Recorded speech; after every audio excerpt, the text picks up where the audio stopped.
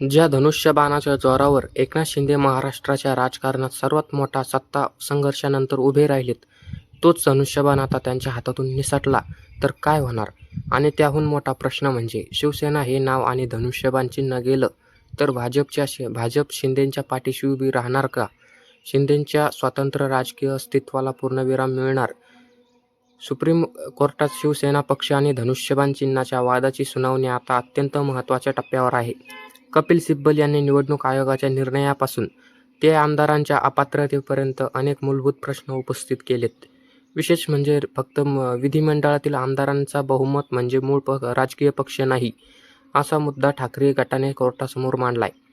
पण समजा सर्वोच्च न्यायालयाने भविष्यात निवडणूक आयोगाचा निर्णय बदलला, शिंदे गटाकडून शिवसेना नाव आणि धनुष्यबाण चिन्ह काढून घेतलं किंवा या वादावर वेगळी व्यवस्था केली, तर एकनाथ शिंदे समोर नेमके कोणते पर्याय होतील, याचाच आज आपण सविस्तर आढावा घेणार आहोत. सगळ्यात आधी एक गोष्ट स्पष्ट करूया. सध्या सुप्रीम कोर्टाने शिवसेना आणि धनुष्यबाण शिंदे गटाकडून काढून घेतलेले नाही. शिंदेकडून आयोगाने 17 फेब्रुवारी 2023 रोजी शिंदे गटाला शिवसेना हे नाव आणि धनुष्यबाण चिन्ह दिलं होतं आणि त्याच निर्णयाला ठाकरे गटाने सर्वोच्च न्यायालयाला आव्हान दिलं. सध्या कोर्टात या निर्णयाचा कायदेशीर आधाराची तपासणी सुरू आहे. या सुनावणीमध्ये कपिल सिब्बल यांचा सर्वात महत्त्वाचा मुद्दा असा आहे की राजकीय पक्ष आणि विधिमंडळातील पक्ष हेच एकच नसतात. एखाद्या पक्षाचे जास्त आमदार एखाद्या गटाकडे गेले म्हणून तो गट आपोआप मूळ राजकीय पक्ष ठरत नाही. सुप्रीम कोर्टाने ही सुनावणी दरम्यान राजकीय पक्षाचंच विधिमंडळातील गटावर नियंत्रण आणि पक्षाचं वैध निर्णयाचं महत्त्वाचं यावर प्रश्न उपस्थित केले. आता याच ठिकाणी आमदार अपात्रतेचा मुद्दा येतो. ठाकरे गटाचा युक्तिवाद असा आहे की जर शिंदे गटातील आमदारांच्या अपात्रतेचा प्रश्न आधीच प्रलंबित होता, तर त्या आमदारांच्या संख्याबळावर आधारित पक्ष आणि चिन्हाचा निर्णय घेण्याचा परिणाम काय होतो, याचा गंभीरपणे विचार व्हायला हवा. सिब्बल यांनी तर असा युक्तिवाद केलाय की एखादा गट आधी फुटतो, नंतर त्याच गटाची संख्या वाढते आणि शेवटी त्या संख्येच्या आधारावर त्यालाच मूळ पक्ष मानलं गेलं तर भविष्यात पक्षांतराला प्रोत्साहन मिळाल्याचा धोका निर्माण होऊ शकतो. आणि म्हणूनच आता निवडणूक आयोगाची भूमिका या प्रकरणाच्या केंद्रस्थानी आली. सिब्बल यांनी कोर्टात असा सवाल उपस्थित केला आहे. पक्ष फुटल्यानंतर घडलेल्या घटनांचा आधार घेऊन निवडणूक आयोगाने पक्ष आणि चिन्हाबाबत निर्णय घेतला तर त्यातून पक्षांतरबंदी कायद्याच्या उद्देशालाच धक्का लागू शकतो. कोर्टानेही या प्रक्रियेचा फेरविचार करण्याची गरज आहे. या मुद्द्यावर गंभीर चर्चा केली आहे. मुख्य न्यायाधीश सूर्यकांत यांनी अशा प्रश्नासाठी स्वतंत्र न्यायाधिकरणाची गरज असू शकते, असा मुद्दा उपस्थित केला.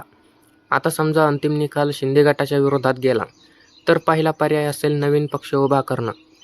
म्हणजे शिवसेना नाव आणि धनुष्यबाण उपलब्ध नसेल तर शिंदे गटाला नव्या निवडणूक चिन्हासह राजकीय वाटचाल करावी लागू शकते. हा पर्याय कायदेशीरदृष्ट्या शक्य असला तरी राजकीयदृष्ट्या मोठे आव्हान असेल, कारण गेल्या काही वर्षात शिंदे गटाची सार्वजनिक ओळख शिवसेना या नावाशी आणि धनुष्यबाण चिन्हाशी जोडली गेली आहे. दुसरा पर्याय म्हणजे भाजपसोबत अधिक जवळीक राहणं. राजकीय एकत्रीकरण आणि विलिनीकरण. मात्र या पर्याय तितका सोपा नाही, कारण सध्या शिंदे हे स्वतंत्र पक्षाचे नेते आहेत. जर त्यांचा गट भाजपमध्ये विलीन झाला तर स्वतंत्र पक्ष म्हणून त्यांचं अस्तित्व संपेल आणि त्यानंतर उमेदवारी, संघटनात्मक निर्णय आणि राजकीय वाटीघाटीमध्ये त्यांना भाजपच्या मोठ्या संघटनेवर अधिक अवलंबून राहावं लागू शकतं. त्यामुळे हा पर्याय शिंदेसाठी राजकीयदृष्ट्या मोठा निर्णय असेल. तिसरा पर्याय म्हणजे भाजपसोबत निवडणूक लढवण्याची व्यवस्था. पण इथे एक महत्त्वाचा फरक आहे. जर एखादा नेता आणि आमदार भाजपच्या अधिकृत चिन्हावर निवडणूक लढवला आणि निवडून आला, तर त्याची राजकीय ओळख ती निवडणूक भाजपच्या चिन्हाशी जोडली जाते. त्यामुळे शिंदे गटाची नेत्यांची स्वतंत्र राजकीय वजन भविष्यात किती टिकेल, हा प्रश्न निर्माण होऊ शकतो. आणि चौथा पर्याय म्हणजे कायदेशीर लढाई पुढे सुरू ठेवणे. सर्वोच्च न्यायालयाच्या अंतिम निर्णयानंतर उपलब्ध असलेल्या कायदेशीर मार्गाचा वापर करण्याचा पर्याय संबंधित पक्षाकडे असू शकतो. मात्र केवळ पुढची याचिका दाखल झाली म्हणून राजकीय परिस्थिती आपोआप बदलत नाही. विशेष म्हणजे निवडणुका जवळ असतील तर नाव, चिन्ह आणि उमेदवारीची तयारी हा अत्यंत व्यावहारिक प्रश्न ठरतो. पण या सगळ्यातला सर्वात मोठा राजकीय धोका कोणता? तर शिंदे गटातील आमदार आणि नेत्यांची अव्यवस्था. जर पक्षाचं नाव आणि चिन्ह बदललं तर काही नेत्यांना आपापल्या मतदारसंघातील राजकीय गणिताचा पुन्हा विचार करावा लागू शकतो. कोणाला भाजप आणि अधिक सुरक्षित वाटेल, कोणाला नवीन पक्षात राहणं योग्य वाटेल आणि कोणाला पुन्हा ठाकरे गटाकडे जाण्याचा पर्याय आकर्षक वाटेल, हे आता त्या मतदाराच्या परिस्थितीवर अवलंबून असेल. म्हणूनच ही लढाई केवळ धनुष्यबाण कोणाकडे एवढी राहिलेली नाही. लढाई ही आहे पक्षाची. खरी ओळख कशी ठरवायची, विधिमंडळातील बहुमताला किती महत्त्व द्यायचं, पक्षांतरबंदी कायद्याचा अर्थ काय आणि निवडणूक आयोगाचे निर्णय कोणत्या चौकटीत तपासला जाऊ शकतो, याची सुप्रीम कोर्टात याच मुद्द्यावर सध्या गंभीर घटना चर्चा सुरू आहे. आता अंतिम निकाल काही असो, तसा महाराष्ट्राच्या राजकारणावर मोठा परिणाम होणार हे मात्र नक्की. जर शिंदे गटाचा दावा कायम राहिला तर 2022 नंतर त्यांची राजकीय भूमिका आणखी मजबूत होईल. आपण जर नवीन आणि चिन्हाबाबत परिस्थिती बदलली तर एकनाथ शिंदेसमोर स्वतःची राजकीय ओळख पुन्हा उभा करण्याचे मोठं स्वप्न असे. आणि म्हणूनच आज महाराष्ट्राच्या राजकारणातला सर्वात मोठा प्रश्न आहे, शिवसेना आणि धनुष्यबाण कोणाकडे राहणार.